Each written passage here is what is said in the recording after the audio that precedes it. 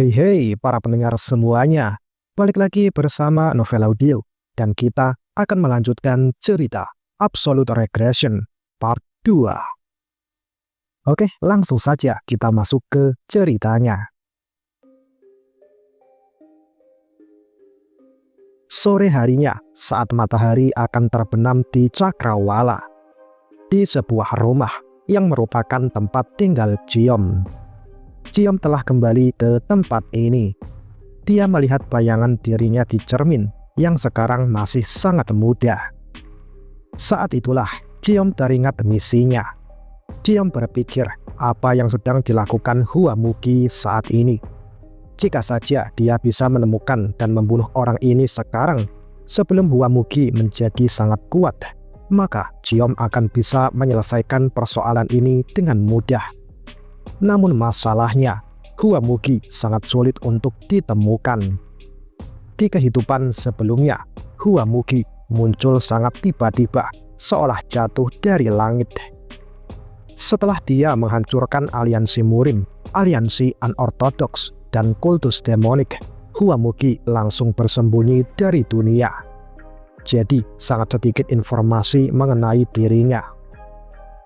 Ciom berpikir, jika dirinya berusaha mencarinya dan memberitahukan namanya ke seluruh dunia untuk menemukannya saat ini, itu pasti akan sangat berbahaya baginya. Pada akhirnya, prioritas utamaku saat ini adalah menjadi lebih kuat dari orang itu. Ciom mengepalkan tangannya dengan erat. Saat dia sedang merenung itulah, tiba-tiba sebuah suara membuatnya tersadar. "Tuan muda, Anda bertarung dengan sangat baik hari ini," ucap suara itu. Ciom menoleh dan melihat ke arah suara itu. Ciom membuka mulutnya karena terkejut. Di depannya, sesosok wanita yang sangat besar sedang tersenyum manis padanya. Namanya adalah Lian, dan dia adalah pengawal dari Ciom.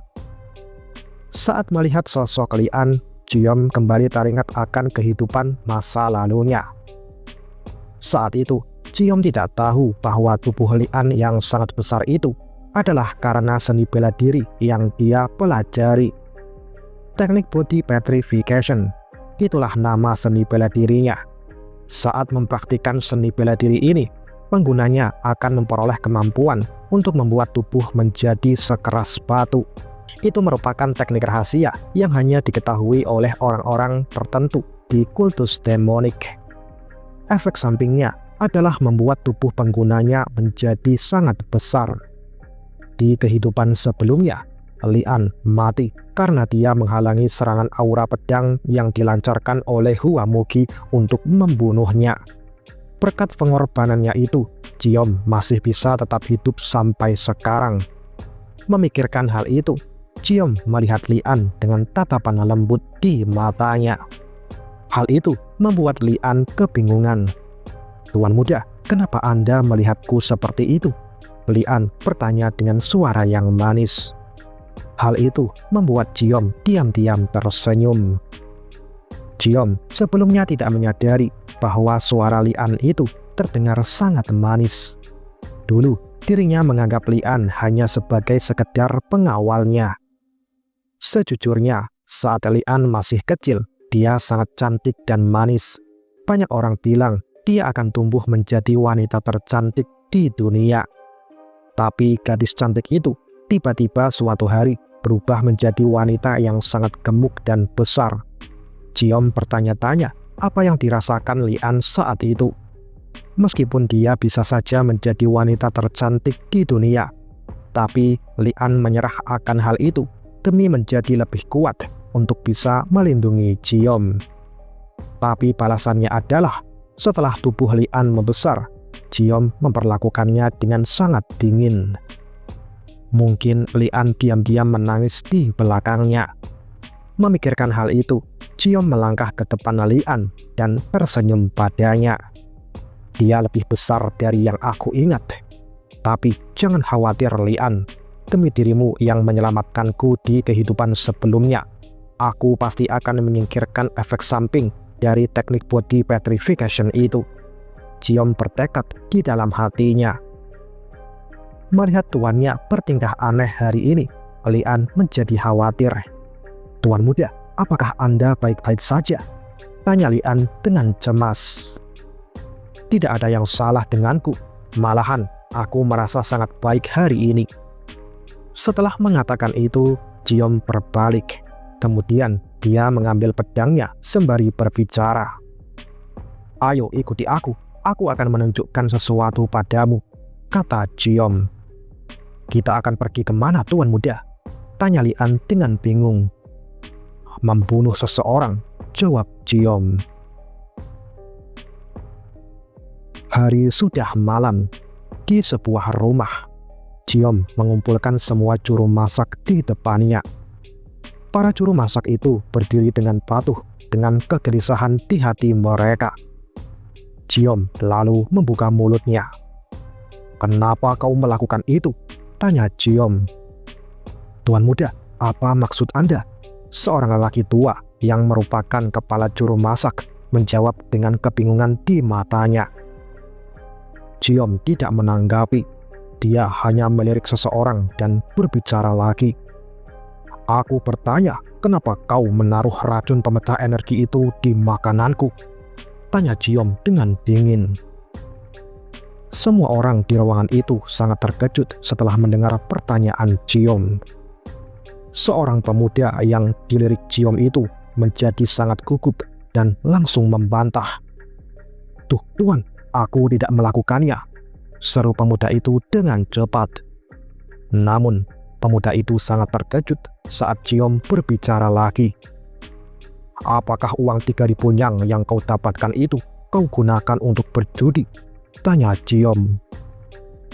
Di kehidupan sebelumnya, Ciom tahu bahwa pemuda ini punya banyak hutang karena kecanduan berjudi. Dia bahkan menghabiskan seluruh tabungan keluarganya dan berhutang pada teman-temannya. Itulah sebabnya dia berani melakukan hal gila seperti meracuni makanan tuannya sendiri. Melihat dirinya ketahuan, pemuda itu langsung bersujud dan memohon belas kasihan pada Ciom. "Apakah Gu Byung-ho yang telah menyuapmu?" tanya Ciom dengan dingin. Pemuda itu mengangkat kepalanya dan mengiyakan. Saat itulah, sring, Ciom menebas kepala pemuda itu. Darah berceceran kemana-mana. Semua orang terkejut. Kepala juru masak dan orang lainnya sangat ketakutan. "Kau seharusnya merasa malu. Bisa-bisanya seorang pelayan rendahan sepertimu berani meracuni makanan majikannya," ujar Ciom dengan dingin. Kepala juru masak dan orang lainnya langsung berlutut dan memohon belas kasihan. "Tuan muda, ini salahku. Aku akan bertanggung jawab atas hal ini," seru kepala juru masak itu. Namun, Ciom tidak berniat membunuh mereka semua. Dia malah bertanya, "Itu salahnya? Kenapa malah kau yang bertanggung jawab?" tanya Ciom. "Tidak, Tuan muda, semua yang terjadi di dapur adalah tanggung jawab saya," jawab kepala juru masak itu dengan cepat. Ciom terdiam. Dia lalu berbicara. "Pak Tua Lim, apakah kau mengisyaratkan bahwa semua kesalahan yang terjadi di sekte ini adalah tanggung jawab ayahku?" tanya Ciom. Mendengar itu, Pak Tua Lim terkejut dan buru-buru menyangkal. Tidak, bukan seperti itu maksudku, Tuan muda." Pak Tua Lim menjadi semakin gugup. "Lantas, kenapa kau berusaha bertanggung jawab?" Setelah mengatakan itu, Ciom berbalik dan melanjutkan. "Berhenti bicara omong kosong. Cepat sajikan aku mie ayam suwir untuk makan malam. Aku sudah lama tidak memakannya," kata Ciom sembari menyarungkan pedangnya dan berjalan pergi. Pak Tua Lim terkejut. Di dalam hatinya, dia merasa bersyukur atas kemurahan hati tuannya itu. Melihat Ciom pergi, Lian buru-buru mengikuti di belakangnya. "Tuan muda, bukankah Anda makan mie ayam beberapa hari yang lalu?" tanya Lian dengan kebingungan. Ciom berhenti dan melirik wanita gemuk di belakangnya.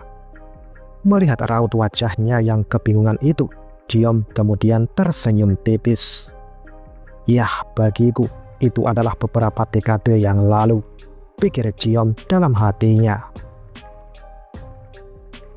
Keesokan harinya, saat matahari baru saja terbit, di depan pavilion Heavenly Demon, ayah Jiom berdiri di sana dengan kedua tangan di punggungnya. Dia lalu membuka mulutnya. "Apa-apaan perang bawaanmu itu?" tanya Heavenly Demon dengan dingin sembari menatap Jiom di depannya.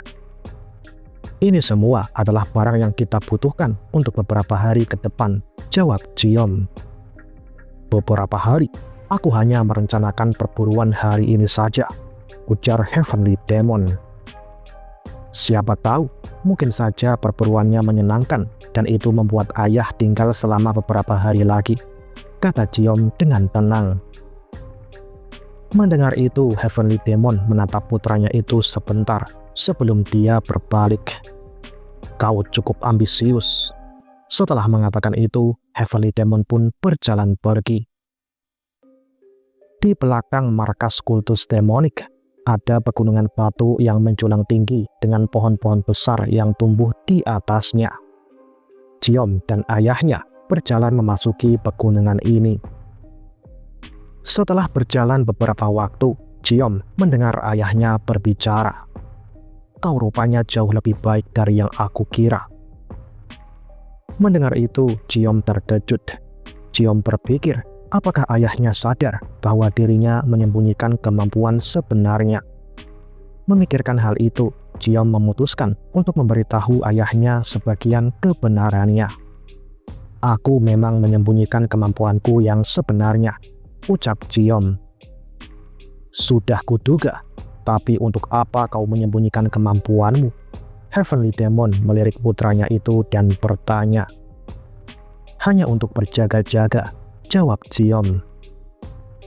"Seberapa jauh kau telah menguasai Soaring Sword Art?" tanya Heavenly Demon. Soaring Sword Art adalah teknik pedang yang hanya diwariskan pada garis keturunan Heavenly Demon. Teknik ini merupakan teknik pedang tingkat lanjut, serupa dengan seni bela diri yang dipelajari Jiom dari para Demon Supreme di kehidupan sebelumnya. "Aku sudah sepenuhnya menguasainya," jawab Jiom dengan percaya diri. Namun saat itulah sebuah energi pedang melesat ke arahnya. Jiom buru-buru memiringkan kepalanya. Serangan itu hanya menyerempet pipinya dan meninggalkan lubang pada tas di belakangnya.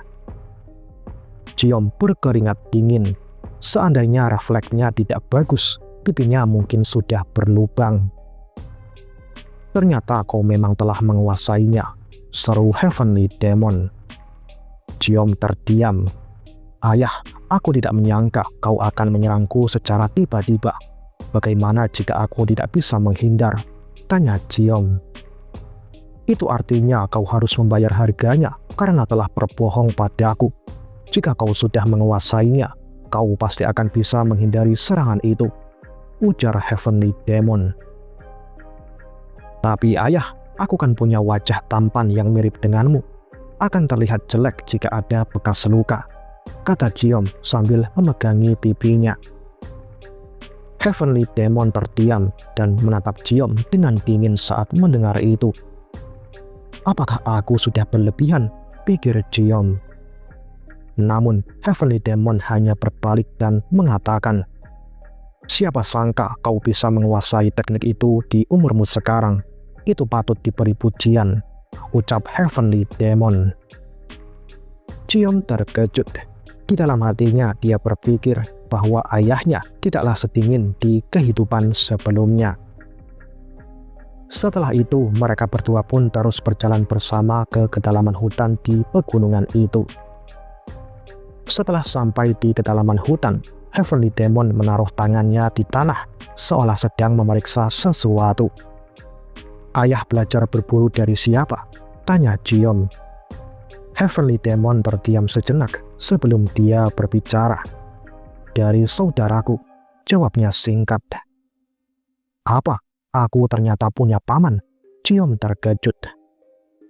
"Benar, tapi dia telah mati," Aku sendiri yang membunuhnya saat dia masih seumuran denganmu, ujar Heavenly Demon.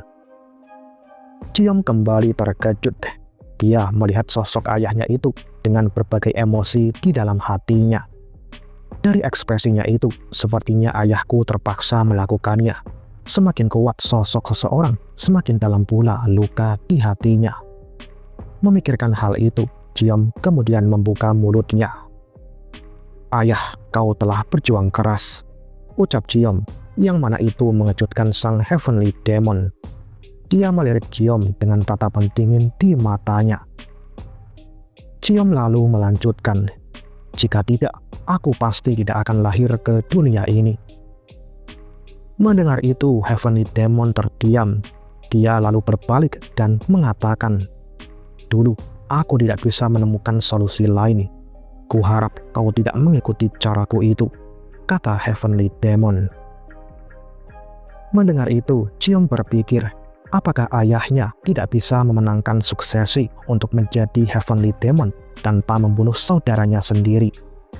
Tapi setelah memikirkan sosok saudaranya yang licik, kejam, dan bengis itu, Ciom sepertinya hanya bisa mengikuti jalan ayahnya. "Ayah, kau tahu sendiri orang seperti apa saudaraku itu.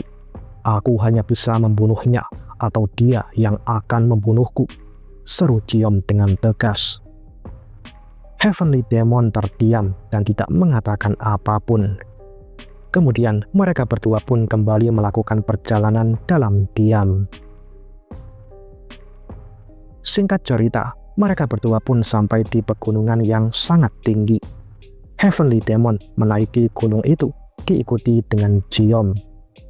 Ciom melihat ayahnya di depannya sambil berpikir, bagaimana sebenarnya rasanya memiliki seorang putra. Dulu di kehidupan sebelumnya, Ciom tidak pernah menikah dengan siapapun. Jadi dia penasaran sebenarnya keberadaan macam apa dirinya bagi ayahnya itu. Saat Ciom sedang memikirkan itu, Heavenly Demon sampai di atas gunung dan dia pun menghentikan langkahnya. Ciom juga ikut berhenti. Ciom menanyakan apakah ada sesuatu di depan mereka. Heavenly Demon hanya menjawab, itu adalah makan malam mereka. Mendengar itu, Ciom segera membuka tas miliknya dan bersiap memburunya. Namun, Heavenly Demon malah memerintahkan Ciom untuk menutup matanya. Ciom terkejut. Dia mengerti bahwa ayahnya akan mengajarinya sesuatu. Ciom kemudian mengikuti perintah ayahnya itu dan menutup matanya. Dia lalu mencoba untuk berkonsentrasi. Seorang master seni bela diri akan mencoba mencari tahu keberadaan lawan mereka melalui getaran pada udara di sekitar mereka. Orang-orang biasanya menyebutnya sebagai aliran energi dari makhluk hidup. Ciom berkonsentrasi, tapi dirinya hanya merasakan satu aliran energi di sekitarnya, yaitu aliran energi ayahnya, yang mana itu sangat mengerikan. Heavenly Demon kemudian memberikan instruksi untuk hanya mengeluarkan sebagian energi saja dan menyebarkannya ke satu garis tunggal. Energi itu harus setipis mungkin, seperti sebuah benang. Ciom mengikuti instruksi ayahnya itu. Keringat dingin mengalir pada wajahnya. Ciom masih belum terbiasa dengan tubuh mudanya. Jadi untuk mengontrol energi setipis itu sangat menguras staminanya. Namun pada akhirnya, berkat pengalaman di kehidupan sebelumnya, Ciom akhirnya berhasil melakukannya. Heavenly Demon menanyakan apakah Ciom telah menemukan sesuatu. Ciom menjawab bahwa dirinya merasakan ada sebuah pohon yang sangat besar di depannya. Mendengar itu, Heavenly Demon menyuruh Ciom untuk mencari dengan lebih teliti. Ciom pun mengikuti perintah itu. Dia menyebarkan energinya di sekitar pohon itu, dan akhirnya dia menemukan seekor binatang di sana. Ciom lalu membuka matanya dan mengatakan bahwa dia menemukan seekor babi hutan atau seekor beruang.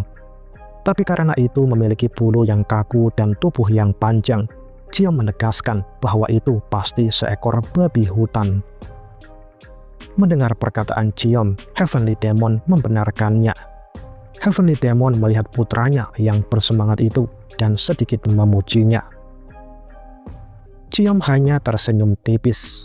Dia mengatakan bahwa dirinya sangat berbakat dalam mempelajari seni bela diri. Hanya segini saja bukan masalah besar untuknya. Ciom sedikit menyombongkan dirinya. Mendengar itu, Heavenly Demon hanya terdiam. Singkat cerita, malam hari telah tiba. Ciom memanggang hewan buruannya di atas api. Melihat putranya sangat terampil dalam menangani hewan buruan, Heavenly Demon bertanya kapan Ciom mempelajari semua itu. Ciom hanya menjawab dengan santai bahwa dirinya membacanya di sebuah buku. Tapi di dalam hatinya, Ciom berpikir di kehidupan sebelumnya untuk memenuhi kebutuhan hidupnya, Ciom telah memburu begitu banyak hewan di hutan. Jadi tidak heran dia sangat ahli dalam menangani hewan buruan. Ciom lalu bertanya, apakah ayahnya merasa senang dengan persiapan yang dibawanya, seperti karpet kulit harimau yang diduduki ayahnya itu.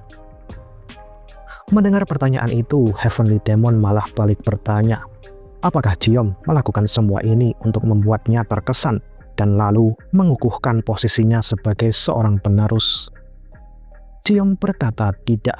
Dia tahu bahwa semua itu tidak akan berguna di depan ayahnya itu. Ciom menegaskan bahwa dirinya bisa menjadi seorang penerus dengan kekuatannya sendiri tanpa campur tangan ayahnya. Heavenly Demon hanya berkata bahwa Ciom terlalu percaya diri. Setelah itu, dia bertanya apa alasan sebenarnya mengapa Ciom ingin pergi berburu bersamanya. Ciom menjawab dia punya dua alasan. Yang pertama adalah karena dirinya memang ingin mempelajari teknik bela diri dari ayahnya untuk menjadi lebih kuat. Mendengar itu, Heavenly Demon menanyakan apa yang ingin Ciom lakukan setelah menjadi lebih kuat. Ciom tidak langsung menjawab pertanyaan itu. Ciom malah kembali menegaskan bahwa dia ingin menjadi lebih kuat, bukan karena dirinya ingin menjadi Heavenly Demon selanjutnya. Ciom berkata bahwa ayahnya itu masih sangat sehat dan kuat, dan dia tidak ingin menyia-nyiakan masa mudanya untuk memperebutkan posisi Heavenly Demon. Ciom merasa puas jika dirinya bisa mempelajari seni bela diri milik Heavenly Demon dengan posisinya sebagai seorang penerus. Ciom menatap langit sembari berpikir bahwa dia harus mempelajari seni bela diri demonik 9 bencana dan menguasai seni bela diri itu secepatnya. Tidak, dirinya harus melebihi tingkatan itu. Itu karena ayahnya yang telah menguasai seni bela diri itu masih saja terbunuh oleh Hua Mugi. Saat dia sedang berpikir, Heavenly Demon bertanya, apa alasan kedua? Ciom tersadar dan melihat ayahnya. Kemudian dia tersenyum. Ciom berkata, dia ingin menghabiskan waktu sendirian bersama ayahnya. Lagi pula mereka sangat jarang melakukan hal ini. Mendengar jawaban itu, Heavenly Demon sedikit terkejut. Dia lalu mengatakan bahwa emosi tak berguna seperti itu akan membuatnya terbunuh suatu hari nanti. Ciom malah menyangkal hal itu. Dia berkata bahwa menghabiskan waktu bersama orang terkuat di dunia sangatlah berharga. Jika itu dijadikan sebuah lagu, itu pasti akan menjadi lagu terhebat sepanjang masa. Mendengar perkataan putranya, Heavenly Demon terdiam. Dia lalu mengalihkan pandangannya dari putranya itu. Melihat ayahnya terdiam, Ciom berpikir, kapanpun dia mencoba mengingat sosok ayahnya di kehidupan sebelumnya, dia hanya merasakan ketakutan di dalam hatinya. Di kehidupan ini, Ciom tidak ingin hanya memiliki kenangan seperti itu. Tapi Ciom melakukan semua ini bukan demi ayahnya, tapi untuk dirinya sendiri. Beberapa waktu pun berlalu, fajar pun telah tiba. Ciom bersiap untuk kembali. Namun tanpa diduga, ayahnya malah berkata bahwa karena Ciom telah pergi berburu bersama sang Heavenly Demon, maka setidaknya mereka harus memburu seekor harimau terlebih dahulu sebelum pulang. Mendengar itu, Ciom terkejut. Heavenly Demon hanya berbalik dan menyuruh Jiom untuk mengikutinya. Jiom pun mengikuti ayahnya dengan keterkejutan di dalam hatinya. Singkat cerita, mereka pun sampai di sebuah hutan bambu. Heavenly Demon menyuruh Jiom untuk menutup matanya lagi. Kali ini, targetnya lebih jauh dari buruan mereka terakhir kali. Heavenly Demon menyuruh Jiom untuk merasakan aliran angin dan menyentikkan energinya pada aliran angin itu. Jiom sedikit terkejut. Dia tidak pernah memikirkan teknik menyentikkan energi ke dalam angin di kehidupan sebelumnya. Jiom tidak pernah mendengar ada orang yang bisa melakukan itu. Tapi dia tetap mengikuti instruksi ayahnya itu. Heavenly Demon mengatakan bahwa Jiom harus rileks saat melepaskan energinya. Jika itu terlalu lambat dan tergesa-gesa, maka itu hanya akan menjadi sebuah trik kecil. Jika Jiom ingin menggunakan teknik ini di pertarungan nyata, maka dia harus mengirim energinya pada aliran angin serileks mungkin dan secepat mungkin. Jiom memfokuskan pikirannya untuk mengikuti ajaran ayahnya itu. Dia bisa merasakan aliran angin dan aliran energinya. Tapi, bagaimana cara menggabungkan kedua hal itu menjadi satu? Jiom berkonsentrasi untuk melakukan itu. Setelah berusaha untuk beberapa waktu dengan dibantu ayahnya, Jiom akhirnya menemukan caranya. Dia harus benar-benar menyelaraskan aliran energinya dengan aliran angin di sekitarnya. Saat Jiom melakukan itu, aliran energi itu pun mengikuti arah angin dan mencapai kedalaman hutan. Saat itulah Jiom akhirnya menemukan apa yang dicari mereka, yaitu seekor harimau. Jiom membuka matanya dan merasa terkejut. Benar-benar ada seekor harimau di depan mereka. Heavenly Demon menatap putranya itu dengan terdiam. Dia cukup terkejut dengan betapa cepatnya Jiom mempelajari teknik itu. Namun segera, Heavenly Demon berbalik dan berkata pada Jiom agar dirinya tidak bermalas-malasan. Semakin banyak dia menguasai benang energi yang bisa dikendalikan, semakin tinggi pula peluang bertahan hidupnya. Mendengar perkataan ayahnya itu, Jiom mengatakan bahwa dia akan mengingat nasihat ayahnya itu. Singkat cerita, hari telah malam kembali. Jiom mengeluarkan kendi anggur dan membaginya pada ayahnya. Mereka berdua pun minum bersama. Setelah meminum anggur itu, Heavenly Demon merasa anggur ini cukup enak baginya. Namun Jiom berkata bahwa itu terlalu keras baginya. Tapi di dalam hatinya, dia berbohong. Heavenly Demon mencibir. Tidak ada seorang pun di kultus demonik yang mengeluh tentang betapa kerasnya sebuah minuman. Jiom hanya berkata bahwa itu tidak penting. Yang penting adalah bahwa sebagai anggota kultus demonik, dia telah memiliki kekejaman di dalam hatinya. Mendengar itu, Heavenly Demon bertanya, apakah Jiom sanggup untuk membunuhnya saat nyawanya dalam bahaya? Jiom berkata tidak. Bagaimana mungkin seorang anak membunuh ayahnya sendiri? Namun di dalam hatinya, Jiom juga berbohong.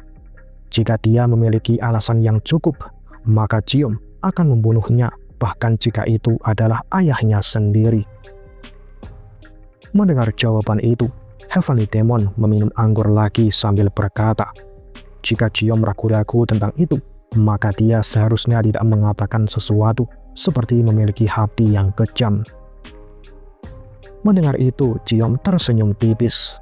Jiom mengatakan, kalau begitu, dirinya akan belajar cara minum minuman yang keras saja. Heavenly Demon pun terdiam setelah mendengar itu. Akhirnya, mereka berdua pun menghabiskan malam itu dengan berbincang satu sama lainnya. Dan part kali ini pun berakhir di sini. Oke, waktunya pembacaan Saweria. Ada dari Naga Bonar. Tambah durasinya bang, jadi 12 jam. Waduh, itu sih kayaknya nggak mungkin bisa bang. Ya, kalau ada yang nyawer 0-6, ya mungkin bisa diusahakan. Hehehe. Oke, ada juga dari Denny. Buat kopi min. Makasih bang, udah tak beliin kopi dan udah mimin minum juga. Makasih buat sawerannya. Buat kalian yang ingin nyawer juga, kalian bisa cek linknya di deskripsi video ini. Nanti Mimin bakalan bacakan satu persatu siapa aja yang nyawer di akhir video. Oke, itu aja. Jangan lupa subscribe dan like jika kalian suka video ini. Dan jika nggak suka, tekan aja yang gambarnya jempol ke atas. Sampai jumpa di video berikutnya dan selamat beraktivitas. Bye.